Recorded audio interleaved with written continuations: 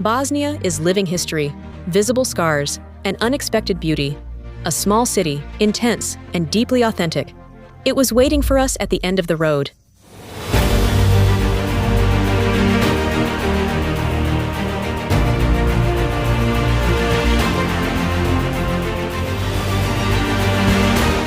Bridges that connect, stories that weigh heavily, and a city that leaves no one indifferent.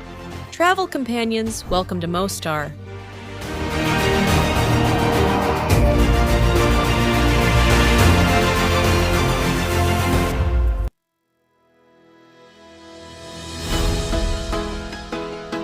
Arriving in Mostar was one of those experiences that you don't easily forget. We were driving from Sarajevo with the feeling of leaving an intense place behind and heading into something different, although we still didn't really know what that would be.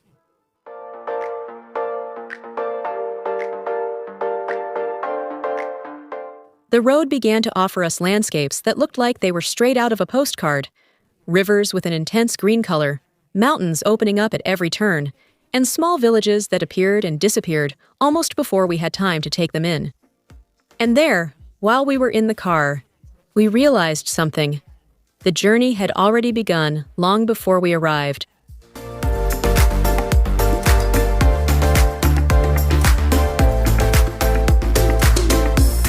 Mostar often isn't on the radar for European travelers, which is probably why it surprises us so much.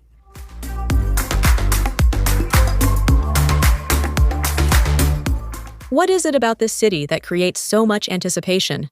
Why does everyone talk about its bridge, but so few share what it feels like to walk through its streets? Subscribe. We arrived with curiosity, eager to discover if this destination was worth visiting outside of the more classic routes. Could it captivate us in the same way as other, more well-known places on the continent? Or even like the city of Sarajevo, which had already captivated us?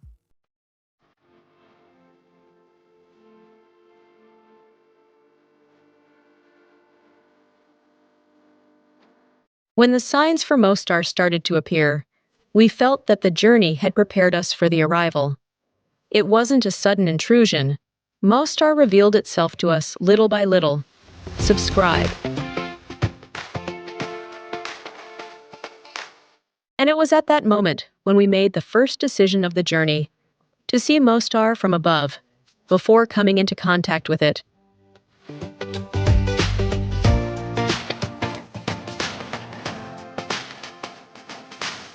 The transparent walkway in Fortis Park is a magnificent place. You can go by car or on foot if you're up for the climb, because it's quite a lot. But the view of Mostar is beautiful.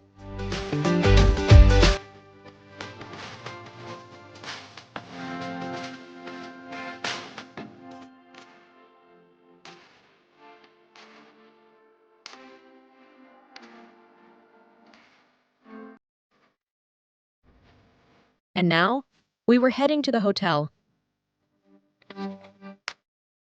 We parked, got out of the car, and stood still for a few seconds, switching from the pace of the road to that of the walk. We were able to park next to the hotel. The arrival was calm. We were only staying for one night, but the location was perfect, just a few meters from the historic heart.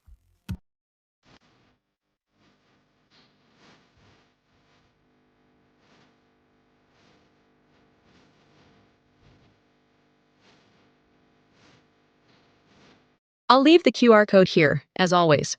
At the end, you'll find practical information, prices, and other notes.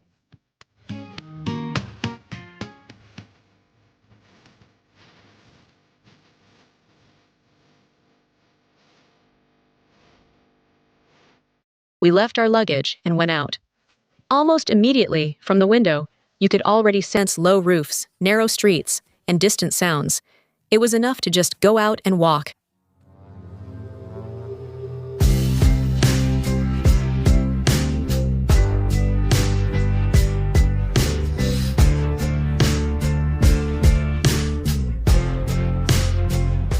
The cobblestone streets made us slow down. Every corner had something to look at. Worn facades, old signs, overlapping styles. Without realizing it, We were getting closer to the center. And suddenly, the starry most appeared. Not all at once, but framed between the buildings. We stood still, looking at it, even though we already knew it from pictures. In person, it was different.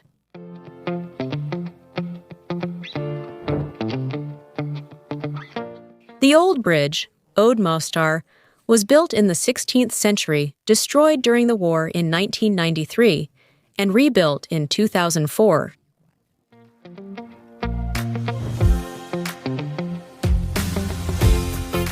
It was summer. The heat was almost unbearable, and there was a lot of life around the bridge.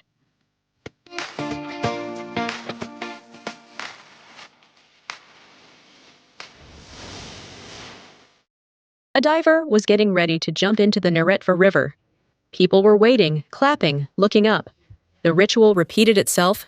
It seemed like he was going to jump, but he didn't. The truth is that they wait for the tourists' financial contribution to do it.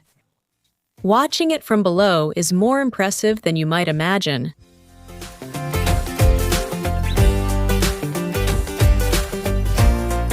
We crossed the bridge several times from above. The color of the river is hypnotic, and on the sides, small viewpoints allow you to stop and observe.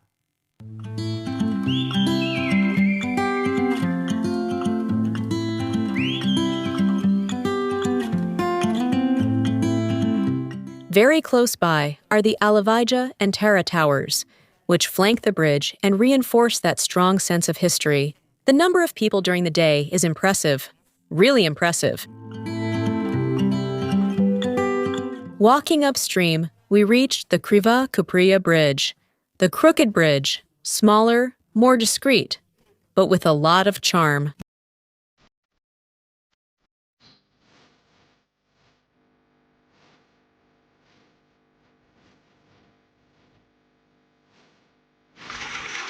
The atmosphere there is calmer, ideal for a more intimate break, and the surrounding streets invite you to get lost.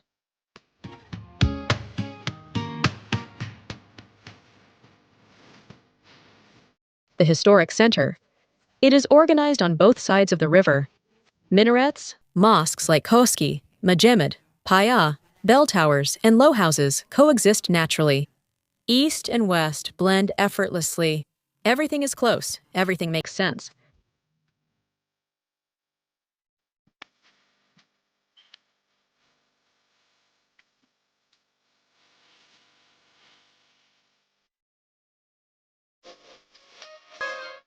After several hours of walking, hunger appeared. It was already late, and lunchtime had long passed.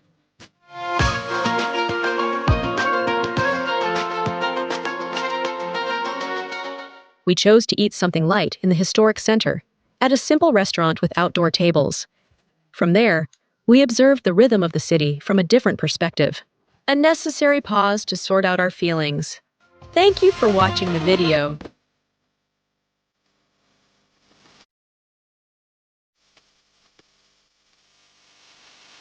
After the break, with our bodies more relaxed and our minds sorting through everything we had experienced so far, we set off once again on our aimless walk.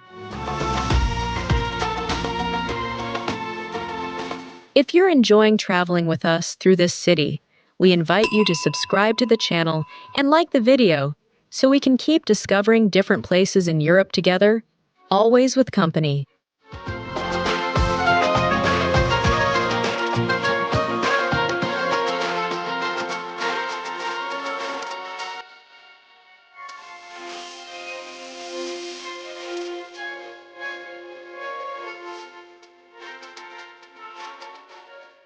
We visited the Karadosbeg Mosque, completed in 1558, which was destroyed during the Bosnian War, and rebuilt in 2004.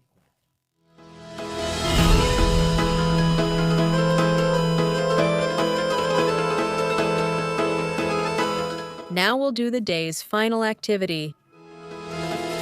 We headed to the meeting point for the free tour, a free tour we chose to do in the late afternoon and evening, and because of the heat, it was an excellent option.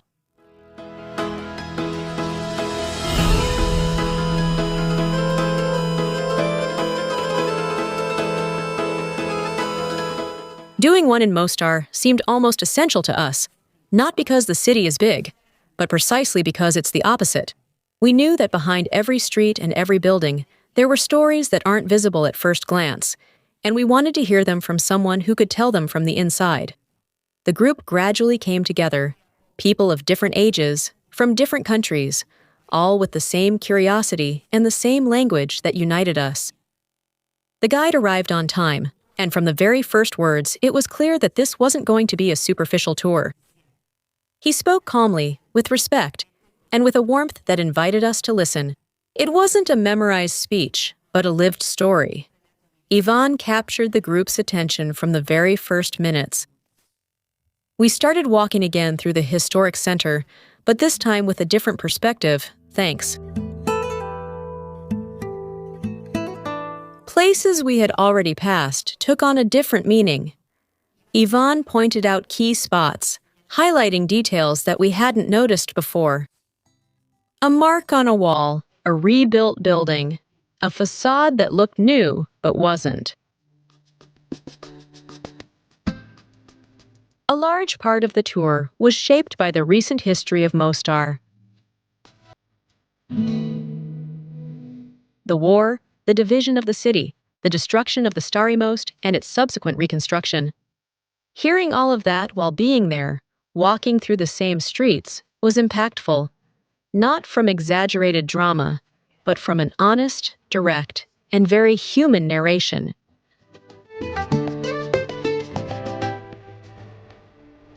The guide Ivan talked about the city before the conflict, about how the river, which we now see as a visual element of unity, was for years. At this point, on the bridge, a real border, crossing from one side to the other, was not always possible on this bridge.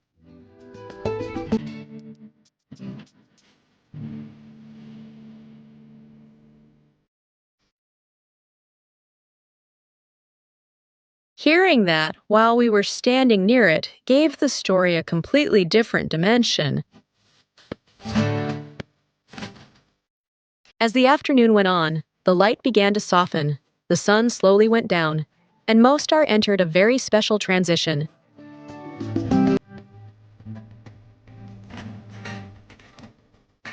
Ivan took advantage of those moments to pause, to let the group look around, to let each story sink in. There was no rush.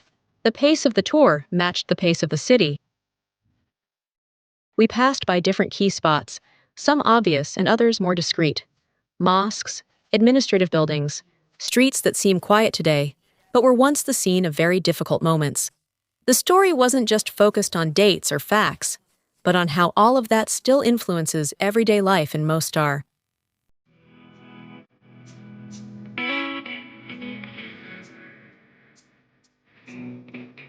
What we valued most about the free tour was exactly that, the balance. It wasn't a cold history lesson or a light tourist walk. It was a very well-achieved combination of context, emotion, and reflection. It helped us better understand what we saw, and most importantly, what we couldn't see.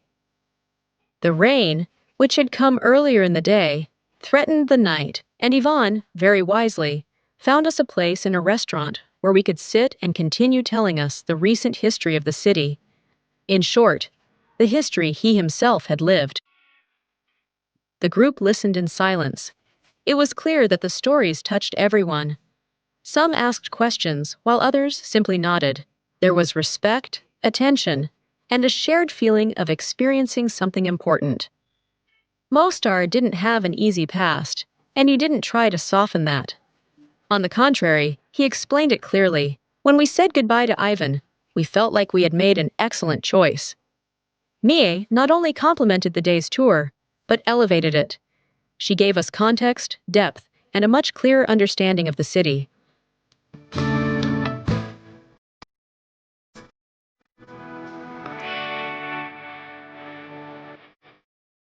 The truth is that while I always recommend free tours, and always say that 99% of them are excellent and have excellent guides, I highlight some more than others because of the context, the place, or the situation. For now, we've been captivated, and this has clearly been one of those times. So I'll leave the free tour link here in the description. as well as the QR code you're seeing on the screen. But if you're going to visit, it's really worth it to take the free tour. When it was time to return to the Starry Most, the atmosphere was completely different from the morning. The bridge was lit up, the sky was dark, and the river reflected the lights from both sides.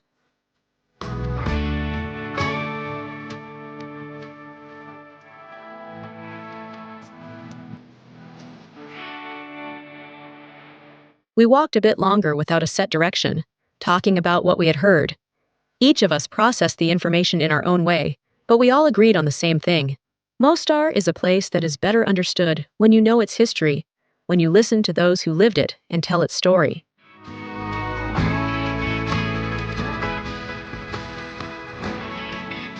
That late afternoon, that night that fell among stories, lights turning on, streets changing their rhythm, one of the most memorable moments of the day.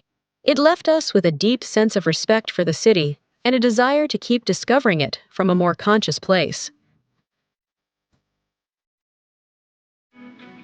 As we were saying, night had already settled in and tiredness was starting to set in, but it was a pleasant kind of tiredness, the kind that comes with satisfaction. We knew we still had one last important moment of the day left, dinner in the historic center, and with everything we had experienced so far, we were more than ready to enjoy it. We had dinner right here, in the historic center, calmly going over the day in our minds. Mostar at night is more intimate, quieter, but just as intense. The tourists leave, and in a way, it feels like it's just for you. A perfect ending to a very full day. The next day, as we left the city, we felt that Mostar wasn't just another destination. It was a profound experience, a small, walkable, authentic city that doesn't compete with the big European capitals, but leaves a lasting impression. For those of us who usually travel through Western Europe, Mostar offers a new perspective, expands the map, invites us to step out of the ordinary, and proves that there are still places that truly surprise us. You can explore Mostar in a short time, but it stays much longer in your memory, in your feelings, in stories. Let's move on to the practical information. I'll start by telling you that if you're looking for a different, authentic, and meaningful destination, both Sarajevo and Mostar are a great choice. But beyond that, let's talk about how we did it ourselves. As we mentioned, we had a rental car, and I'll leave the details in the description or here in the QR code where we rented it, so you can get an idea. Costs. We arrived from Sarajevo. The distance from Sarajevo to Mostar is 125 kilometers, and the drive takes about 2 hours. If you're going to do it by public transportation, you can take the train. It also takes about 2 hours, and the cost ranges from $8 to $10. You can also take the bus, although it takes longer, about 2 hours and 40 minutes. And the cost is usually a little higher, so it's more convenient to take the train. Anyway, these are estimated prices. They will vary a lot depending on the dates, how far in advance you book, like we always mention. The hotel where we stayed is just a few blocks from the historic center. We paid about €100 for the double room in July, without breakfast. I'm leaving you a QR code here that has a direct link to the hotel, so you can check for your dates.